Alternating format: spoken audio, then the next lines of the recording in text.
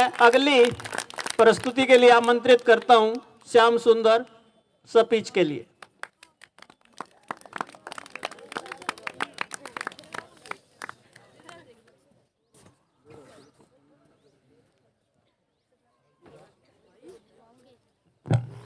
Hello. Bharat माता की, जोश थोड़ा कम है। भारत माता की।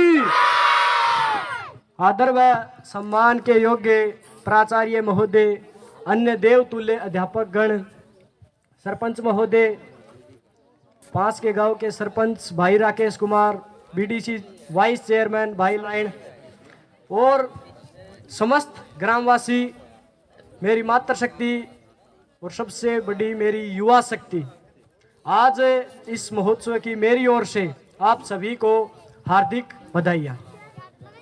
ये हम महोत्सव हर बार मनाते हैं। ये महोत्सव हम क्यों मनाते हैं? क्योंकि आज के दिन हमारा संविधान लागू हुआ था।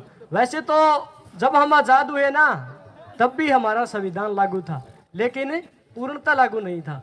26 जनवरी 1950 को संविधान पूर्णतः लागू हुआ।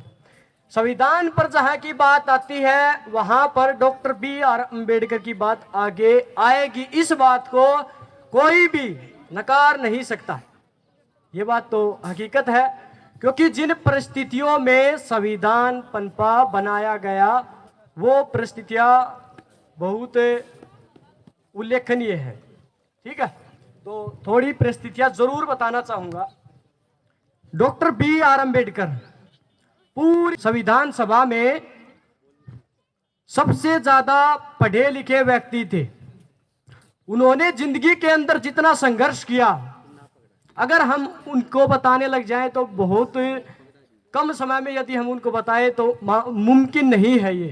ठीक है, शुरुआत करते हैं, हल्का हल्का जरूर बताएंगे। वो शुरुआत से ही जिस बीमारी से लड़ रहे थे, उस बीमारी का आपको पता ही है, छुआछूत, जो वर्तमान समय में भी पूर्णतः समाप्त नहीं हुई है। कहते हुए बड़ा दुख हो रहा है इस बात का कि आज भी ये समस्या छुआछूत की जरूर है।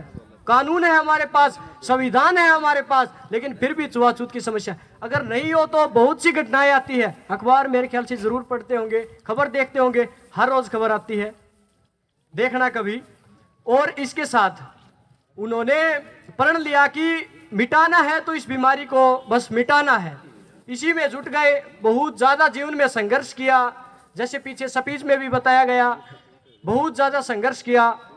स्कॉलरशिप के बेस पर बड़ौदा के नरेश थे, उन्होंने उन्हें स्कॉलरशिप दी और कहा कि जाओ तुम पढ़ो। लेकिन मेरी भी एक शर्त है इसमें।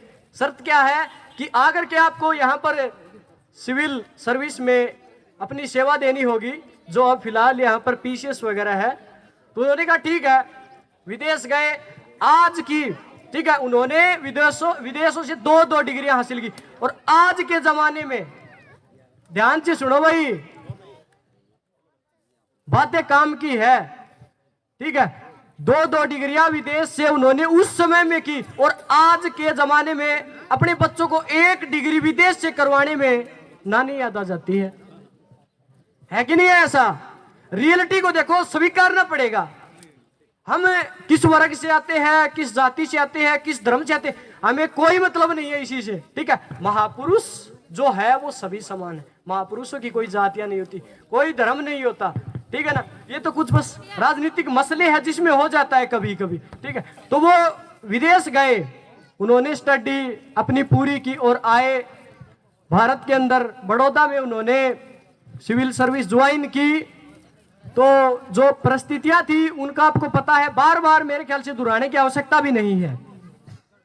उनको कहा गया कि ठीक है आप सर्विस करो, तो उनको कमरे की आवश्यकता थी।